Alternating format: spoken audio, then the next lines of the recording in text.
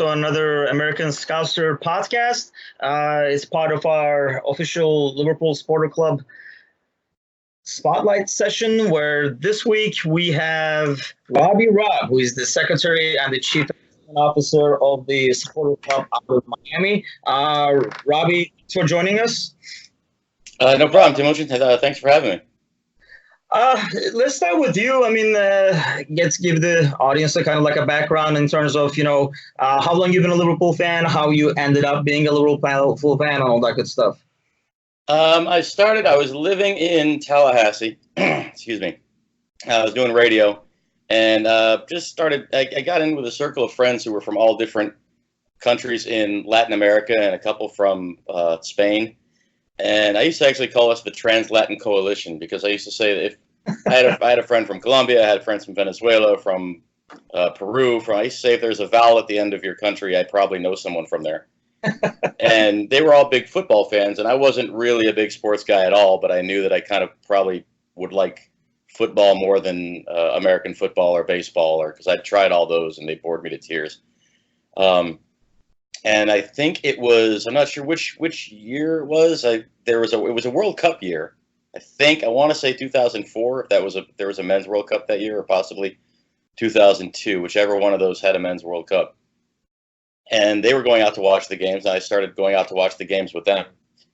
Most notably, I was at a Brazil-Argentina game, which was the biggest, craziest party I'd ever been to in my life, and it was amazing. It was half the crowd. I was in a Cuban restaurant that a friend of mine owned in Tallahassee called Gordo's, and the capacity of the place was about 100, and we had about 350 people in there watching this match, and it wasn't even a final.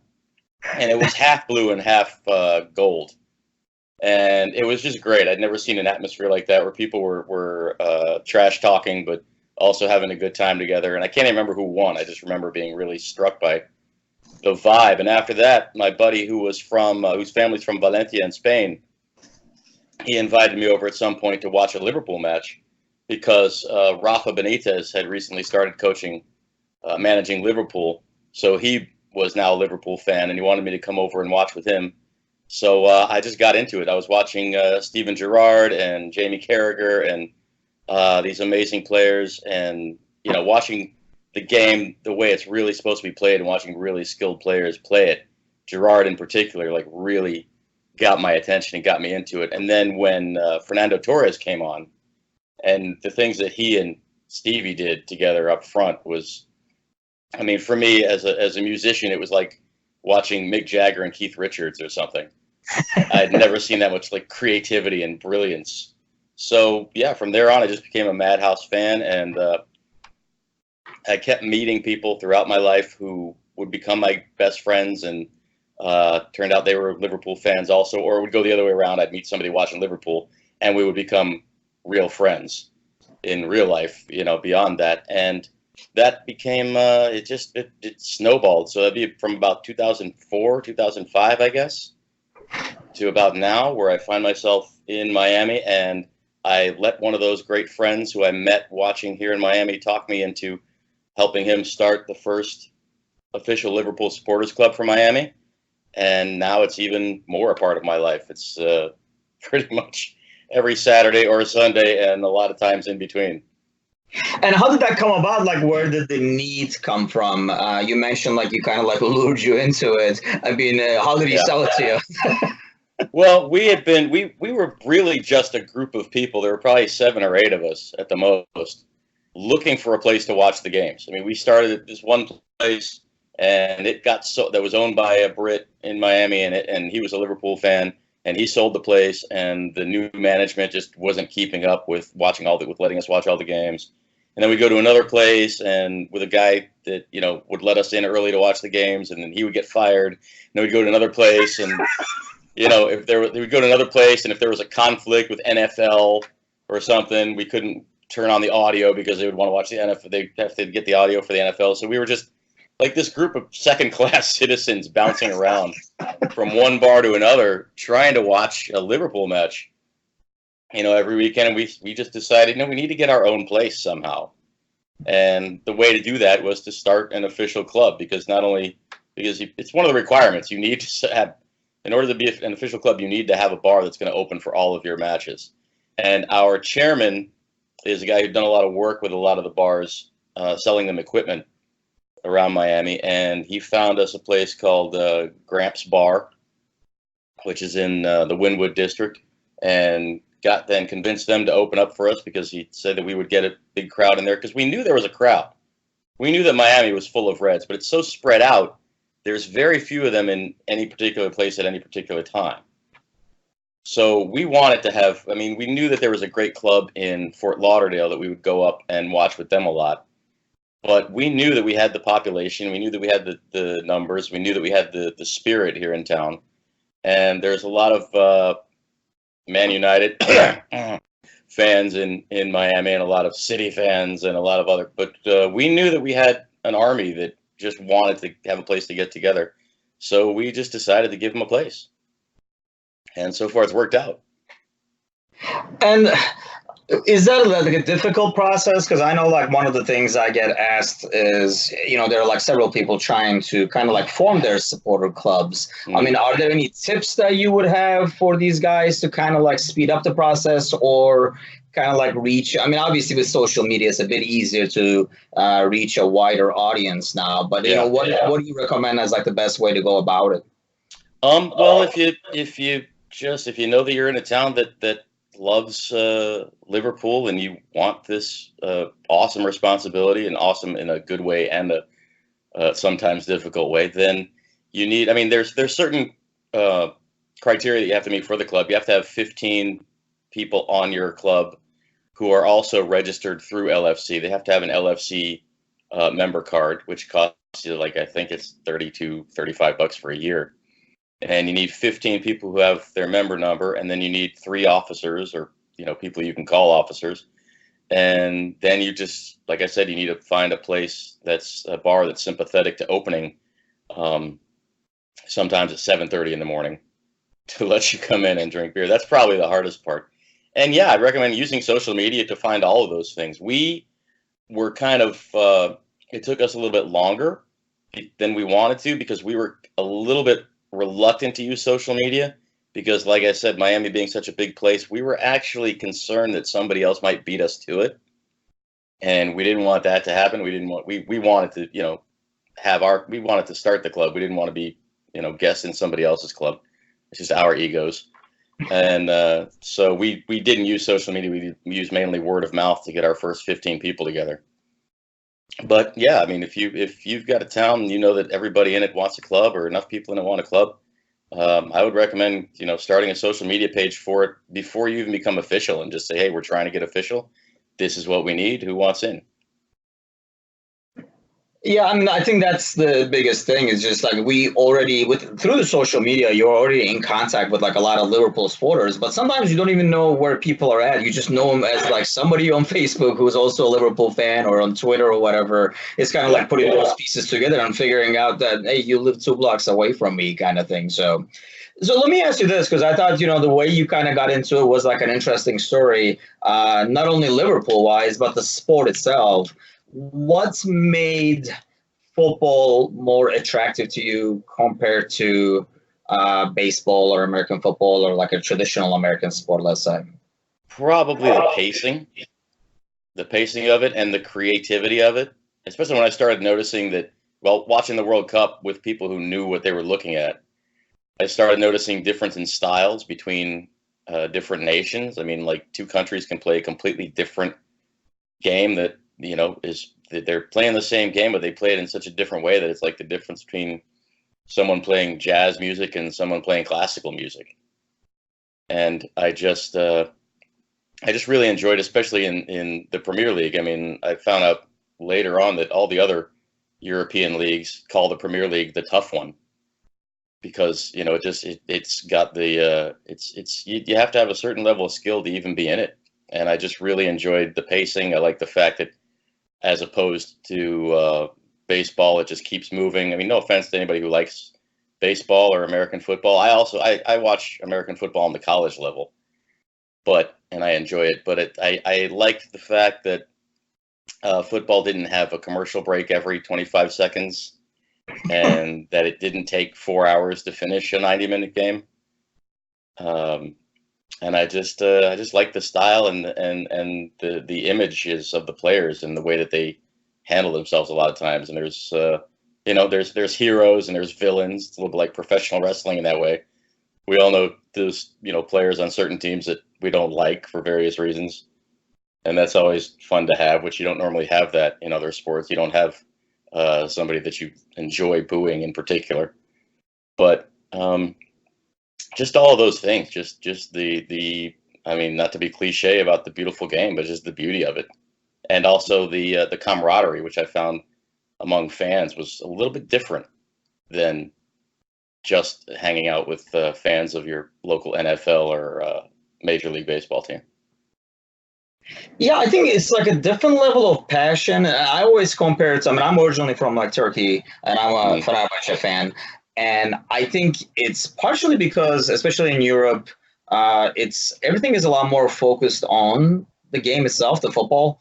Whereas, American sports is almost divided into seasons. Yeah. So if your team is like in a rebuilding mode, you kind of like wait till the NBA. If your city's NBA team is not doing well, you're kind of looking for like the next hockey season, and like kind of like revolves around that way. Whereas I always feel like, football in Europe is almost like take your passion for your hockey, like NHL, NBL, NBA, and NFL teams, and combine it into one. And that, I think, brings like that much more passion. And like you're saying, I think watching with people, a lot of people, like when they watch football, I mean, I think it's with anything. I mean, I watch sports that I'm not familiar with, and it's kind of like harder to get into and understand unless you're really trying hard. It really helps to have some people to watch it with, like you're saying, to kind of show you some of the intricacies, and you're like, oh, now I get it, kind of thing. Yeah.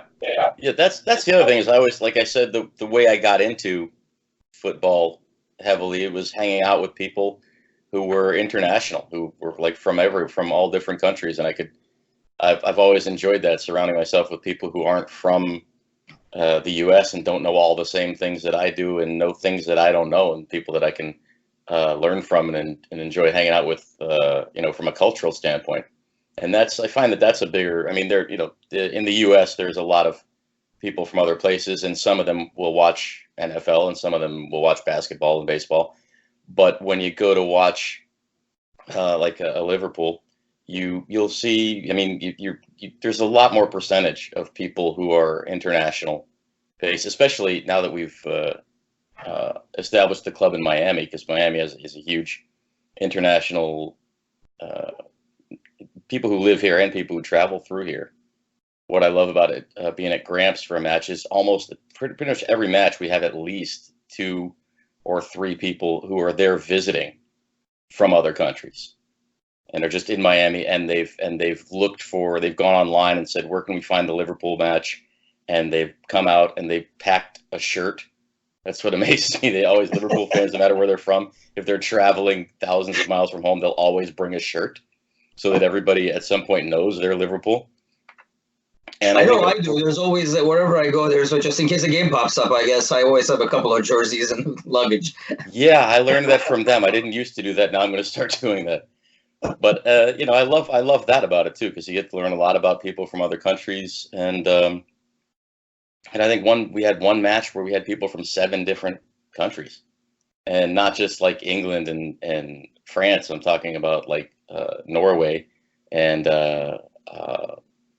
countries in Eastern Europe. We get people from everywhere, and some of them, their English isn't that great, and they'll apologize for it when they introduce themselves. But you start singing "Ale Ale Ale," and they're right there with you. I mean, they know all the words to they can sing the Mo Salah song, but they may not be able to really carry on a conversation in English. But they've got the songs, and they're fully in there for the experience. I think that's amazing. So in terms of like the group itself, the Supporters Club, what kind of activities do you guys have? I mean, obviously, aside from like the game watching, do you guys do fundraisers and things of that sort? We're working up to that. This is the beginning of our second season. We had last season was our first season, which We weren't sure how it was going to take off, and I was amazed from the very beginning. I'll never forget the first match that I walked into the bar for. I was expecting 3 people to be there, and I walked in, and there were probably 25 people, and I hardly knew any of them. So that was a great start. And then we also, from there, we went on to be featured on NBC Sports as one of the teams during a fan fest where the NBC Sports, Rebecca Lowe, and all those guys go to a city. In this case, they went to Boston, I think, and they cut away during the broadcast to show. They put a camera in different bars, and they chose us as one of the bars. And so we were featured on NBC Sports our first season out, and then we had, this enormous Champions League final, which also had had a little bit of internet NBC presence for. So we hadn't gotten around to fundraising. We're going to be doing some fundraising. I also do I'm a part of the local music scene in Miami. I do a podcast called the Imaginary Radio Network. We feature independent music from all over the world, really.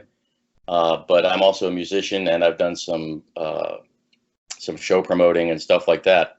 So I've got a lot of bands on speed dial, and we want to be doing concerts and stuff. We want to do fundraisers. We want to do things like that. And that's also, awesome. I mean, you have a lot of contacts that would definitely help with that. Yeah, absolutely. And also, we have an added thing because, like I said, I sing and I play guitar. So I do, during the big matches, I get on the stage at Gramps and I lead a sing along for the crowd. So that's a little extra element that I think Miami has that not a lot of other clubs have to offer.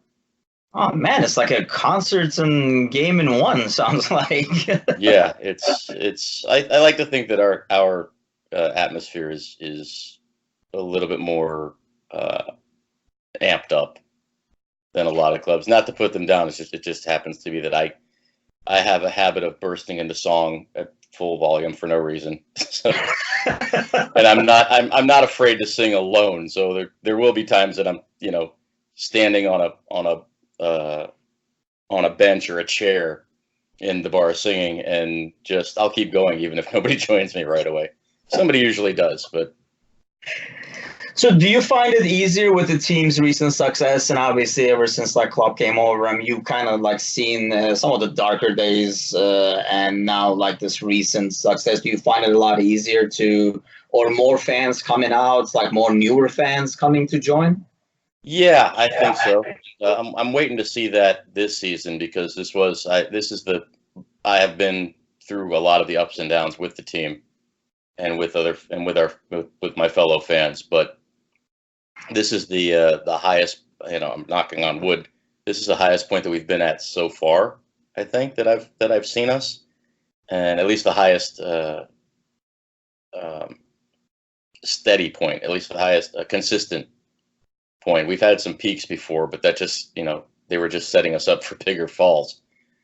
So yeah, I think there's going to be a lot more people coming out now. I think people are going to be keying into Liverpool as maybe their alternative to some of the other teams that people would just automatically choose, because there are other teams that I mentioned before that have a bigger marketing presence, I'm going to say. And so that Westerners, particularly people in the U.S., just gravitate to them because they have that image that's easier to find. But I think there's something that sets Liverpool supporters apart, and I think you get that when you spend any time at all hanging out with a bunch of them. There's just something. There's a realness. There's a genuineness and an actual camaraderie and actual bonding that happens, and it stays there whether we're winning or losing. Yeah, very well said. And it's something almost has to be experienced, because it's kind of hard to explain and even show. It's almost you have to be there. And that's why I think any fans coming out to these events, even if it's a game watching, kind of your very first experience of watching a game. I mean, that's how you kind of fall in love. A lot of the fans, that are newer fans that I talk to on American Scouser, I mean, that's kind of how they fell in love. They just watch people and were amazed with their passion, and then before you know it, you're one of them. Mm-hmm. Yeah, we have our bar is not really a dedicated football bar except for us. we sort of added that element. It was a place that it's a place where it's a place where a lot of people they normally open at 11 a.m. and it's a place where a lot of people it's in an area where a lot of people go to brunch and they'll go out at noon and they'll have brunch, then they'll come in for a cocktail.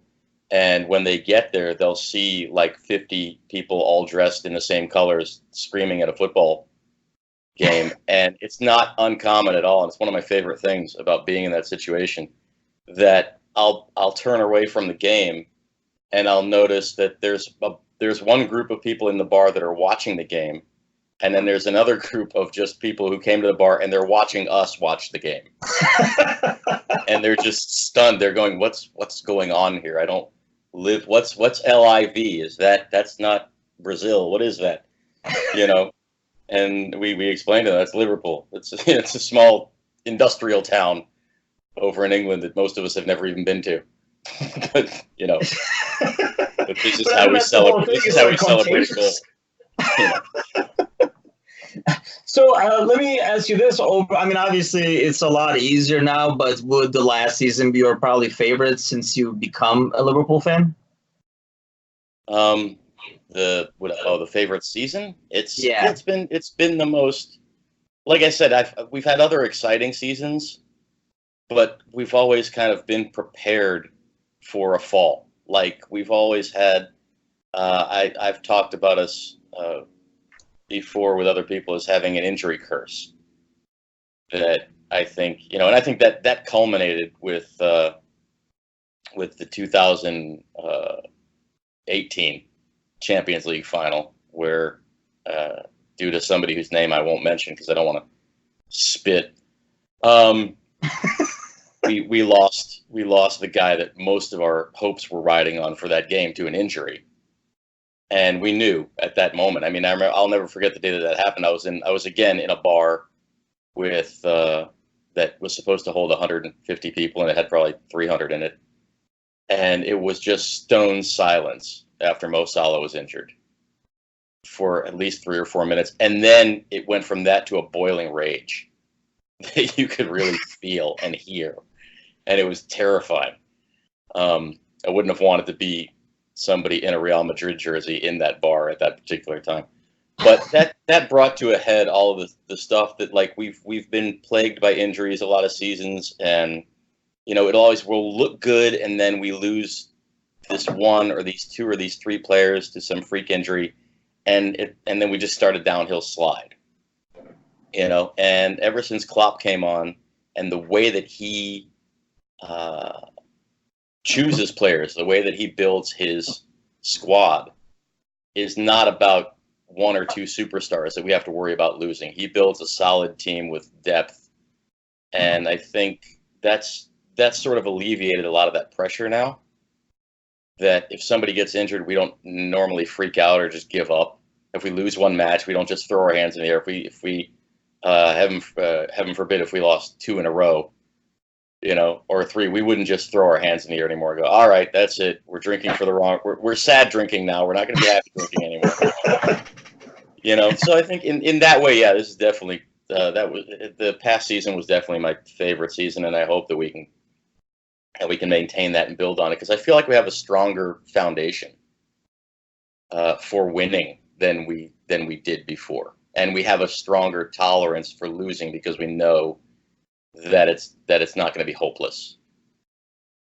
Yeah, exactly. I think that's a good combination to have taste the loss, and the pain of that, and the victory itself, to kind of know the complete polar opposites, I guess. And I think it's a good motivator for players. What I find with the last, couple of seasons, even when we didn't, go to the final and stuff like that, 2 or 3 seasons ago, ever since Klopp came in, I think you just see a passion and will from the players on the field. So even if the results is not there at the end for one reason or another, you feel like everybody on the field gave their 100%. Whereas, sometimes you would see a game, you're like, they're just not into it, they're not awake, whatever it is, and you would almost get frustrated. I find myself, even if the result is not there, there's the frustration of not getting the goal or whatever, but I think you always feel like everybody out there is giving their 100%. Nobody's taking a second off. Yeah, they are, and there's a unity and a support that I think is built in to our squad that you don't see in a lot of squads that have a couple of superstars. You know, you don't see, particularly under Klopp, we don't tolerate prima donna behavior. You know, everybody's here, everybody wins together, everybody loses together, everybody draws. It's together. You know, but you know, that's another thing, and I don't want to say. Well, I'll say it. I don't have as much respect for a fan who hasn't been with their team long enough to experience some pain and disappointment, because I think it does build character to have struggled, you know, the way that we have, as well as to win the way that we have. And I really, whenever I see somebody and I talk to them and they're a fan of another team and I realize, oh, you've only been there since they were winning. Okay, you know, I don't know if you're gonna make it. You know, and I think I don't know what you're made of. Special. Yeah. I mean, especially, you know, for a sport club like you. I mean, as you guys get newer fans, it's not a team. I mean, I'm sure some of the newer fans are going to be there because of the recent success. But once you get kind of sucked in, I think once you look at the history of the club and, you know, other factors that makes the club so great, you can kind of differentiate it from other clubs that have some fans that, you know, just bought the jersey and became a fan because they saw him win a couple of times. Won't name names, but there's a couple of them out there. So, which, you know, it's like, you know. I could tell you a story about that without name. Well, I would not naming a person's name, but naming a color. Sky blue. I ran into here's the level that being an organizer of this club has gotten me to is the day before our last regular season match against the Sky Blue team. I don't want to say their name just because I don't feel like saying it, but I showed up to the bar a day early, accidentally, because that whole day it was a Thursday game. It was a Wednesday, and I kept thinking it was a Thursday or something. I kept thinking Tuesday was Wednesday. And I walked into the bar with my shirt on, my Liverpool shirt, and the bartender goes, "Aren't you early?" And I was like, "Yeah, what, 30 minutes?" And she goes, "No, it's tomorrow." And I went, "Are you sure?" I'm asking the bartender, "Are you sure?" She goes, "Yes, Wednesday." I went, "Oh, God." I kept thinking today was Wednesday the whole day. So I was like, you know, she's a nice girl, and I wanted woman, and I wanted to sit down and talk to her for a while, just because I was like, well, I'm going to get traffic now if I drive home now, so I'll just wait. So I sat down and had a beverage, and while I was there, one other guy walked into the place and happened to be wearing the sky blue jersey, brand new, practically still had the tags on it. And I said, "Oh," and I made a joke with him. I'm like, "Oh, you got your calendar wrong too?" And he goes, "What?" And I said, "You're here a day." I was like, I just joking. I showed up a day early for our match, and he goes, "Oh, do we have a match tomorrow?" And I just didn't even bother to tell him, "Yeah, it's the biggest match of your season so far, and it's going to decide whether or not we overtake you in the Premier League. But yeah, we have a match tomorrow." And then he's like, "Oh, well, I haven't been." I was like, how long you been a fan?" He's like, about 3 years now. Which I was like, "Oh, since they started winning." And he said, "Yeah, before that I was a Leicester City fan." I went, "Of course you were." And from that point, I just turned around and kept talking to the bartender. And I think that just boiled down so many things about some fans of other squads to me that I was like, yeah, you wouldn't catch a Liverpool fan going, "Do we have a game tomorrow?" Or yeah, I was a Leicester fan until Liverpool started winning. That by itself says it all. I think it's just like I'm just root for, you know, whoever is winning that season. And that's what I mean. Like, it's inevitable that we will get some fans that are, you know, of that breed initially. But I feel like the team has so much more to offer in terms of its history and culture that those fans will be there forever, as opposed to, you know, that guy might be wearing a Liverpool jersey now after the Champions League final. So I think, you know, like it's the club has so much to offer to keep those fans for the long term, as opposed to just like a drive-by shooting and just just be a fan for a couple of years and like move on. Yeah, I think that we'll probably draw some I hate to use the word bandwagon for anybody who loves Liverpool, but we might draw some fans of the moment. But I think once they get a feel for what we're really about, once they start being around real longtime supporters, they'll see that, oh, this is not like, being a Miami Heat fan just at the time that they were in the championship, where there was a lot of that going on. This is not just, these people aren't just here to watch winners play. They're here because they love this team. They're going to go anywhere with them. And I think a lot of them will respond to that and realize, this is more of a family than just a bunch of people who wear shirts and brag. Yeah, and it sounds like you guys kind of like have that established over there, the atmosphere. So anybody who comes in this year will be there for life, and so hopefully we'll be a member of the Miami Supporters Club for you. Hopefully. Yeah, we also I want to also throw out there, because somebody mentioned it to me yesterday during the game, I think we may be the only over at Gramps. I think we may be the only game watching bar that welcomes dogs and children. Really? Yeah. Yeah, dogs are a rare one. I've heard children one where, especially for like they might have it for the Norwich game, but not for like a United game or something like that. But yeah, like having like a pet friendly atmosphere, that is the first one I've heard, to be honest. Yeah, we do have we have a large, pretty good sized indoor bar, but we also have a huge outdoor covered patio with a big screen and a stage where I jump up with the guitar and do my thing. So there's plenty, I stop short of encouraging people to bring their kids, or at least to stand next to me, because I'm like, when somebody's standing next to me with their toddlers, my first question is, how are you with profanity?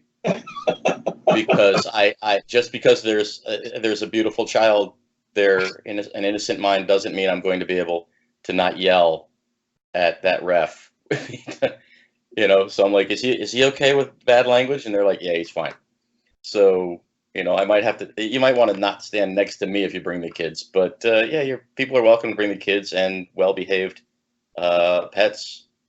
And we have that a lot. In fact, we had a couple of dogs for the Community Shield who were actually wearing their own Liverpool shirts. Of course, having the Miami weather helps. Wouldn't be able to pull that off out here in Chicago. Having like kids and pets outside in the Chicago cold is not going to work out. So you guys are lucky to have that Miami weather down there to be able to do the indoor-outdoor action.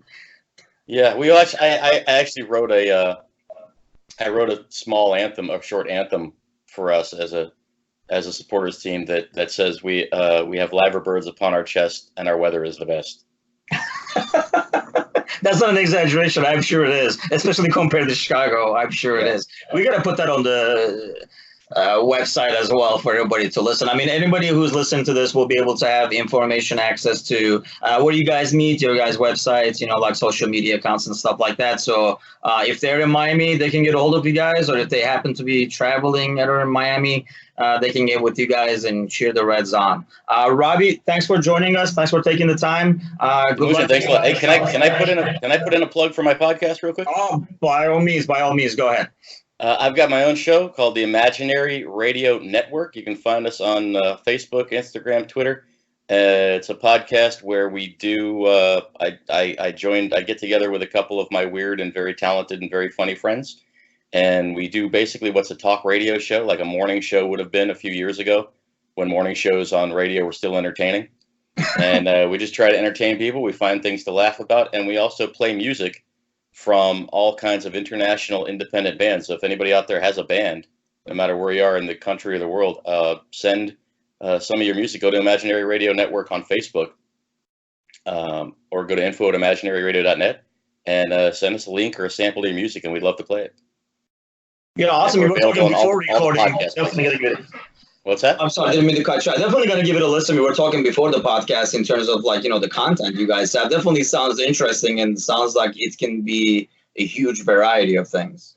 Yeah, we try. We do try to keep it interesting. I mean, we're very a little bit ADD ourselves, and You know, so we like to keep things entertaining. If it makes us laugh, then we leave it in, basically.